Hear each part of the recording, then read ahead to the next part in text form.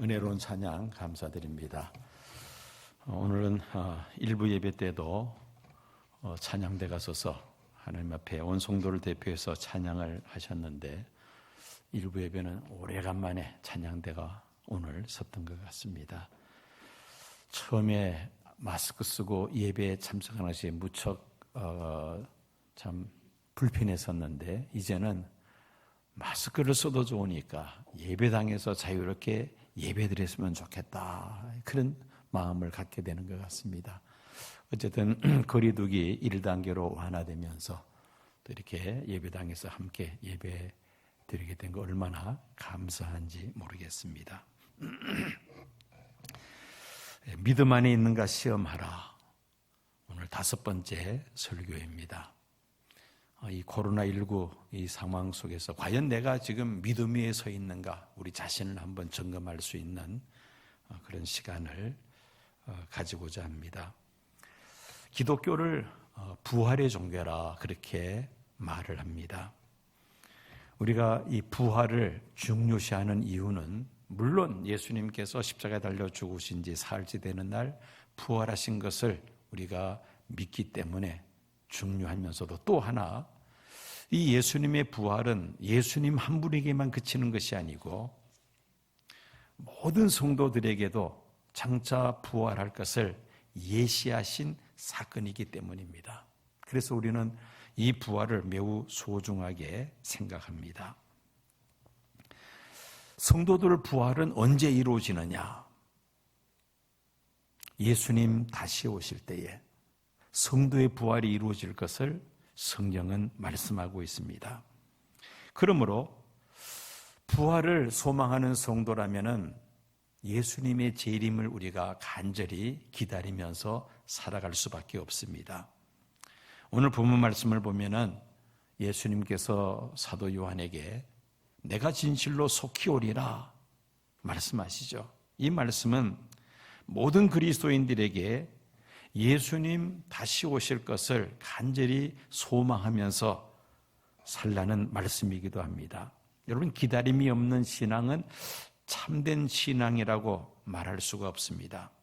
속히 오실 그리스도를 기다리는 신앙 속에 우리의 이 존재의 의미가 주어집니다.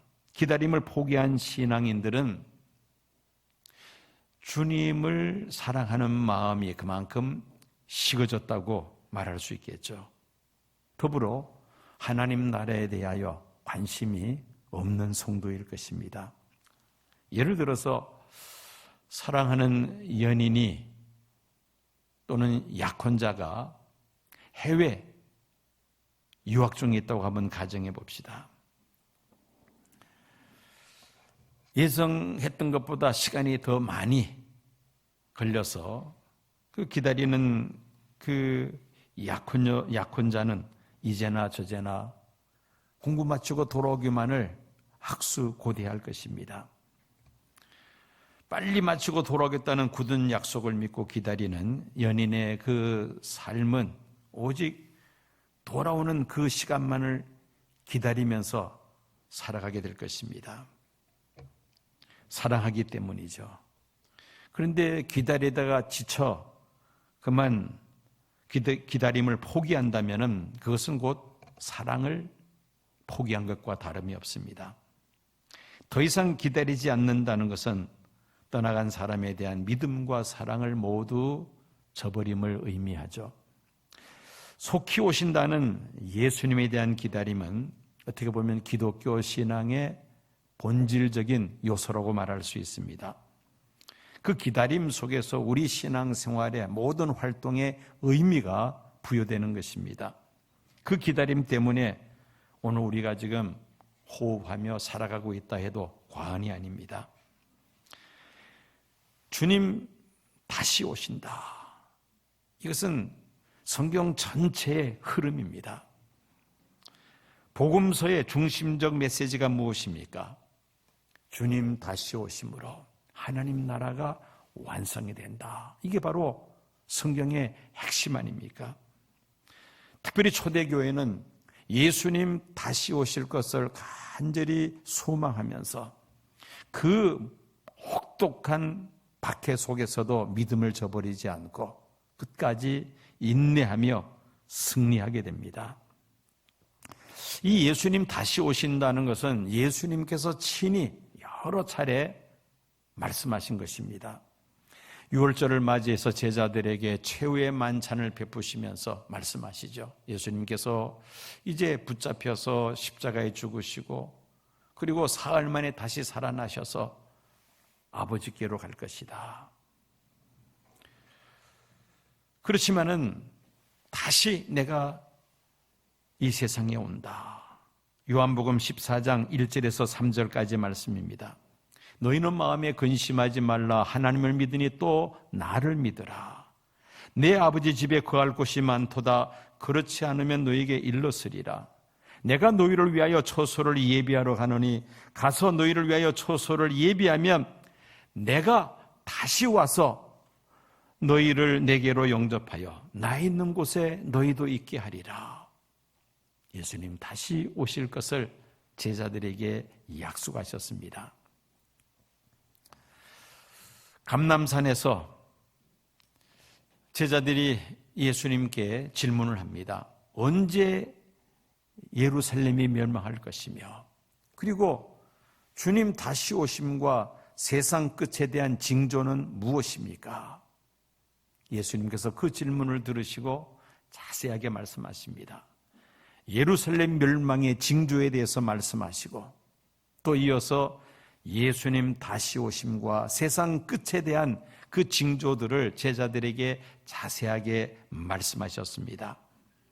이처럼 예수님은 십자가에 달려 죽으시고 부활하시고 승천하실 것만 말씀하신 것이 아니라 다시 오실 것까지 여러 차례 말씀을 하셨다는 말씀입니다. 또한 예수님 재림에 대해서는 천사들이 증거합니다. 부활하신 예수님께서 40일 동안 부활하신 몸을 많은 사람들에게 나타내 보이시고 그리고 승천하시기 전에 제자들에게 말씀하십니다. 오직 성령이 너희에게 임하시면 너희가 권능을 받고 예루살렘과 온 유대와 사마리아와 땅끝까지 이르러 내 증인이 되리라. 그 말씀을 하시고 이제 제자들이 보는 앞에서 예수님께서 승천하십니다. 승천하시는 예수님을 쳐다보고 있는 제자들에게 두 천사가 말을 합니다. 갈릴리 사람들아 어찌하여 서서 하늘을 쳐다보느냐. 너희 가운데서 하늘로 올리우신 예수는 하늘로 가심을 본 그대로 오시리라고 전해줍니다. 구약 성경에도 예수님 다시 오심에 대하여 여러 곳에 예언하고 있습니다. 그 대표적인 말씀이 다니엘서 7장 13절 14절 말씀입니다.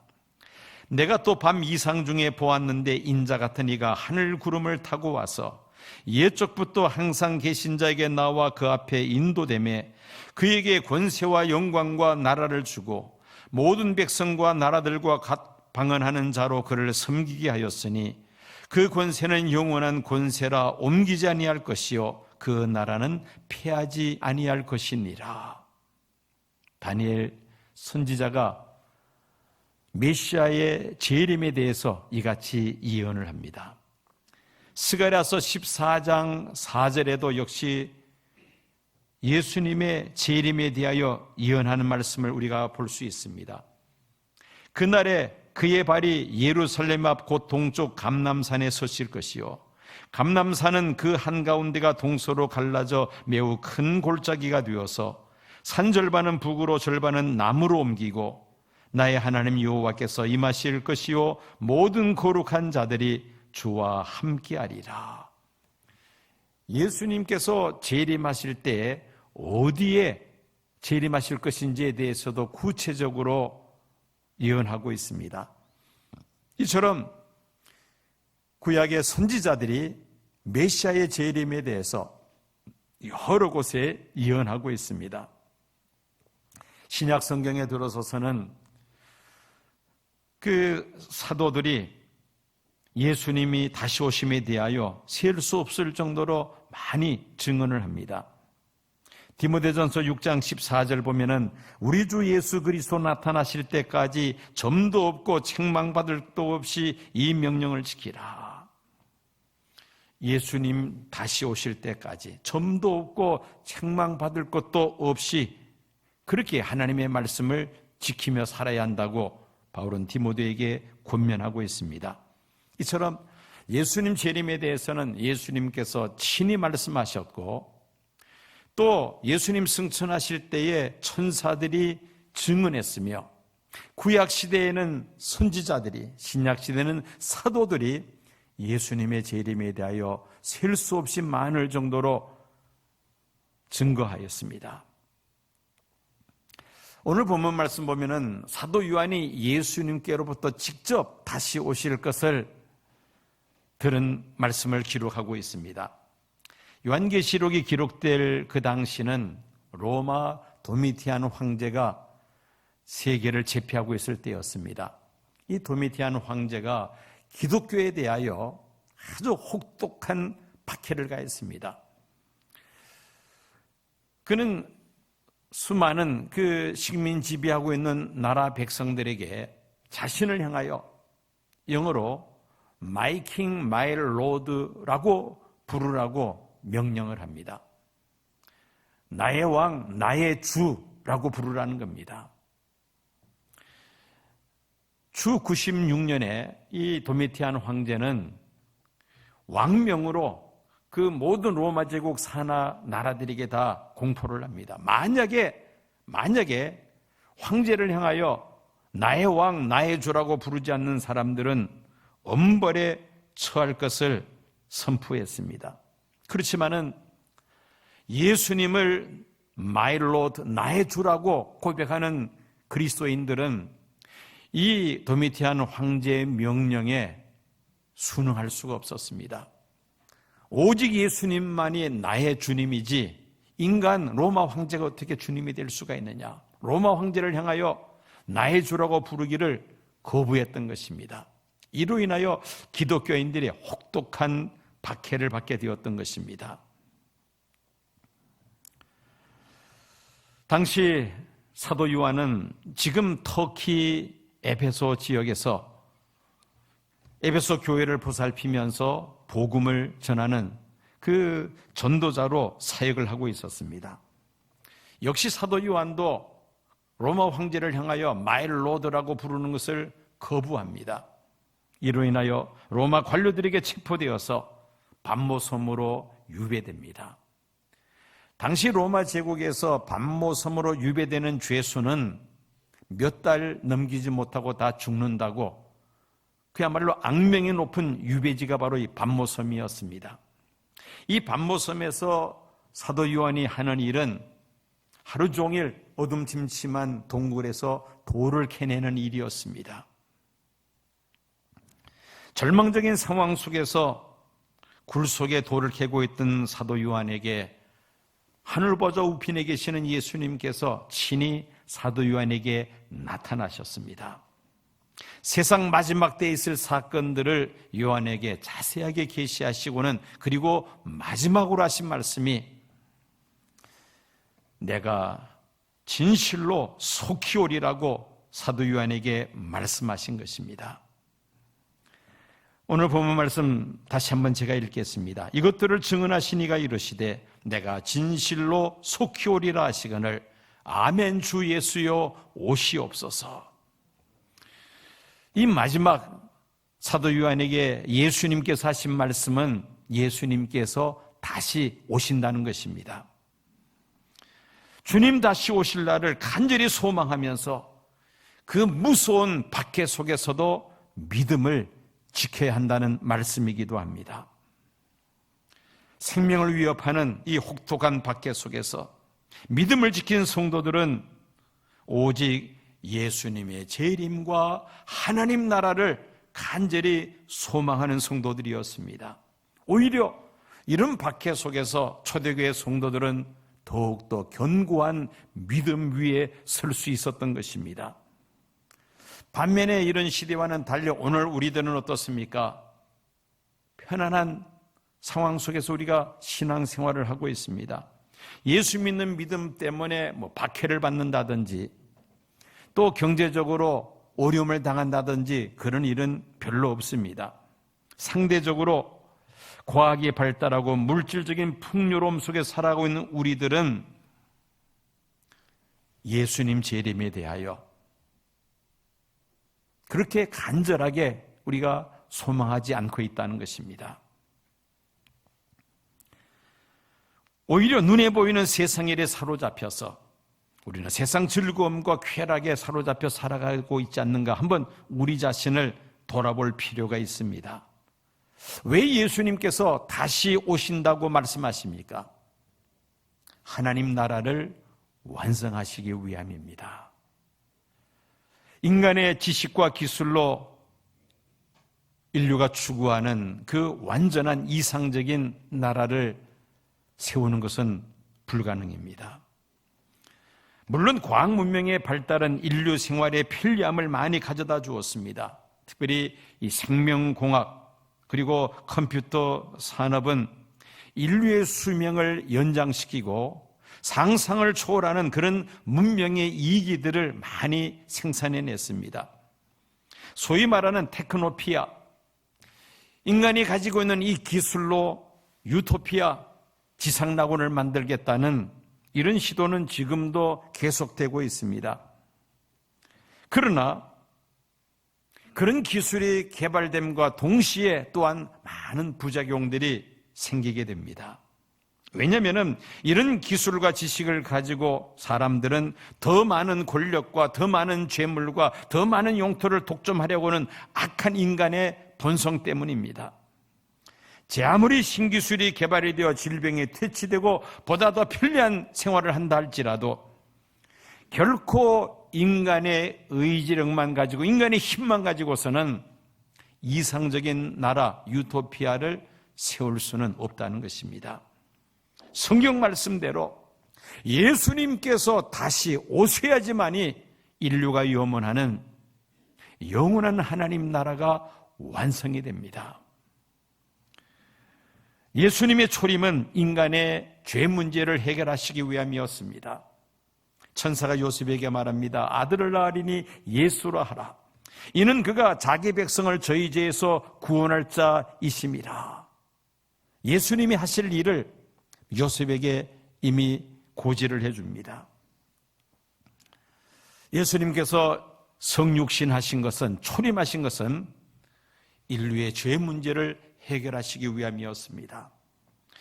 아담과 하와의 불순종으로 인하여 인간은 죽을 수밖에 없는 인생이 되었으며 사망이 왕노릇하는 세상에서 평생을 마귀에게 종노릇하고 살다가 멸망할 수밖에 없는 처지가 되었습니다.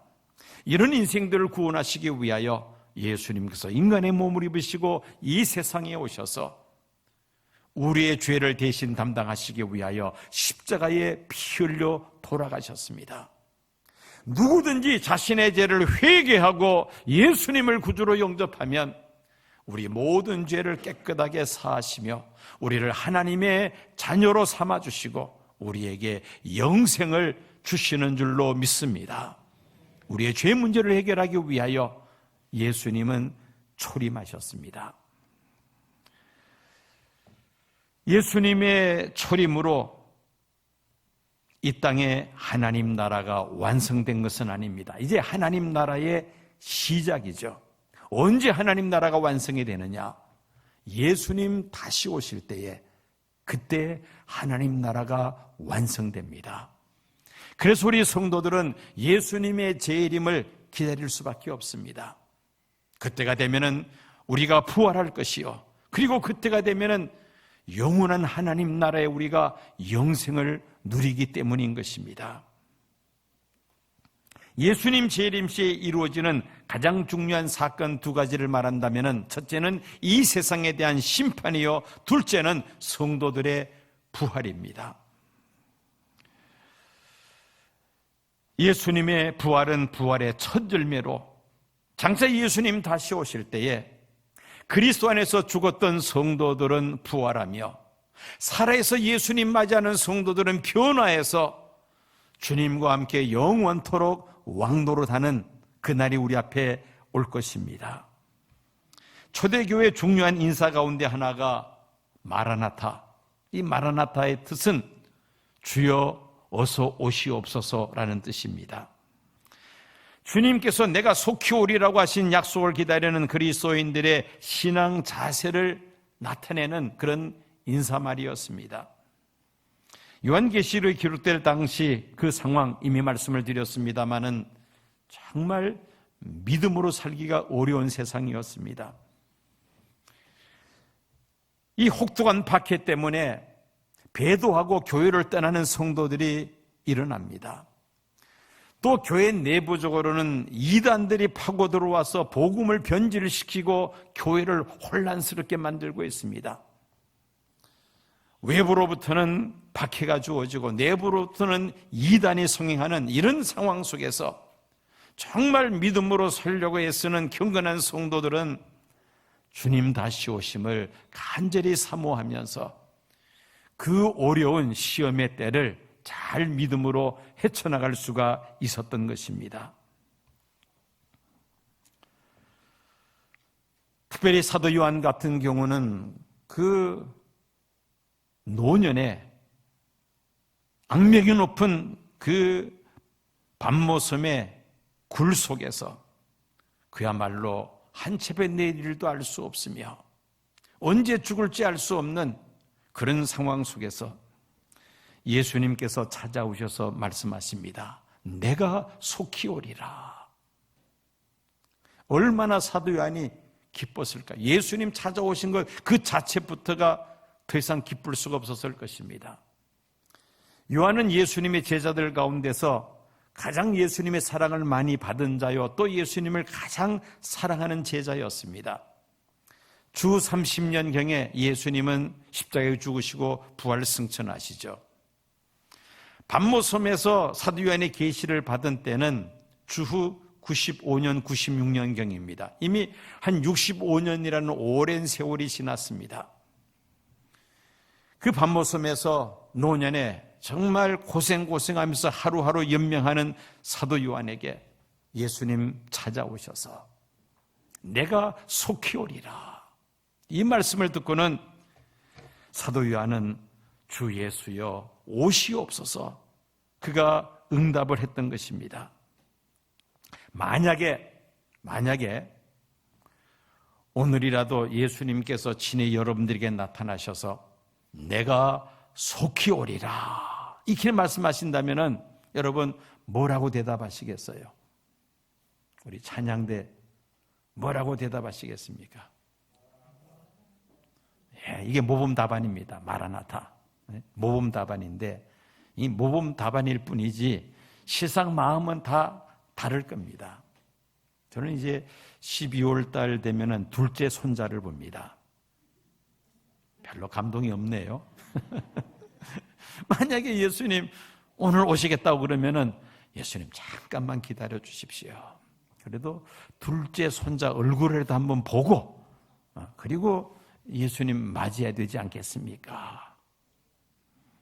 어렵게 아파트를 분양받은 성도 이제 입주할 날이 다 다가왔는데 예수님 내가 다시 오겠다 말씀하시면 뭐라 그러겠어요? 그래도 입주해서 그 집에서 좀 몇 날이라도 살아보고 그 다음에 예수님 오시면 안 됩니까? 하겠어요? 안 하겠어요? 안 해요. 결혼을 앞둔 처녀 총각들 그죠? 그래도 결혼은 하고 그리고 주님 오시면 좋겠습니다. 아마 이런 반응이 나오지 않을까요? 그저 제 추측으로는 아마 대다수 성도들은 주님 조금 천천히 오시면 좋겠습니다. 아마 이런 말을 하지 않을까 생각해 봅니다.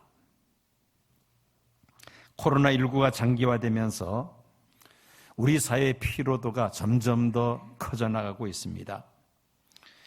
자영업을 하는 사람들 또 중소기업 하시는 분들 지금 엉망진창이죠. 정말 앞이 보이지 않습니다. 그렇지 않아도 청년들 일자리 구하기 어려웠는데 이 코로나19 터지고 난 다음에는 청년들 일자리 구하는 것은 하늘의 별 따기입니다. 경제적으로 어려울 뿐만 아니라 우리 한국 정치 그리고 남북 관계는 전혀 지금 희망이 보이지를 않습니다. 코로나19로 교회 활동도 지금 완전히 중단된 상태죠. 예배라도 좀 제대로 드렸으면 좋겠는데 이것도 뭐 거리 두기를 한다 해서 또 조금 지금은 완화되었습니다만은 또 늘어나면은 또 온라인으로 예배 드리라고 할 거예요. 예배마저도 자유롭게 못 드리는 이런 어려운 상황입니다. 그러니 이전에 우리가 했던 여러 가지 교회 활동들, 셀 예배, 또 자치회, 그 다음에 교육, 봉사, 뭐 많은 활동들이 지금 완전히 다 중단된 상태 아닙니까? 교회에서 하는 모든 활동을 비대면으로 전환하는 이런 과정 속에서 익숙지 않기 때문에 시행착오가 많고 또 심지어 아예 손 놓은 교회들도 있습니다. 우리 교회는 그나마 그래도 이 비대면 예배를 우리가 40일 특세를 하면서 2년을 연속해 봤기 때문에 이렇게 비대면으로 예배 드릴 수 있다는 것을 경험을 해 보아서 우리는 쉽게 이렇게 전환이 되었습니다마는 대다수 교회들은 이 비대면 예배가 익숙치를 않습니다. 코로나 블루라 해서 이 코로나로 인하여 우울증에 시달리는 사람들이 점점 늘어나고 있습니다. 어쨌든 이 코로나19로 인하여 2020년에 들어서서 어떻게 보면은 우리가 정말 이 육체적으로, 물질적으로, 정신적으로, 영적으로 엄청난 이 변화 속에서 지금 살아가고 있습니다. 지금이야말로 재림신앙이 다시 강조되어야 될 그런 시대가 아닌가 생각을 합니다. 우리 사회 어떤 분야를 놓고 볼 때도 정말 불확실합니다. 앞이 보이지를 않습니다. 세상에 소망을 둘 곳이 없다는 말입니다. 그렇지만은 우리 성도들은 이런 상황 속에서도 붙잡을 수 있는 소망이 있다면은 그분은 바로 예수 그리스도십니다. 예수님만이 우리의 유일한 소망이 되시는 줄로 믿습니다. 주님은 내가 속히 오리라고 오늘도 우리에게 말씀하십니다. 우리 사회 전반적으로 희망이 보이지 않지만은 우리에게 희망이 있다면은 예수님의 재림입니다.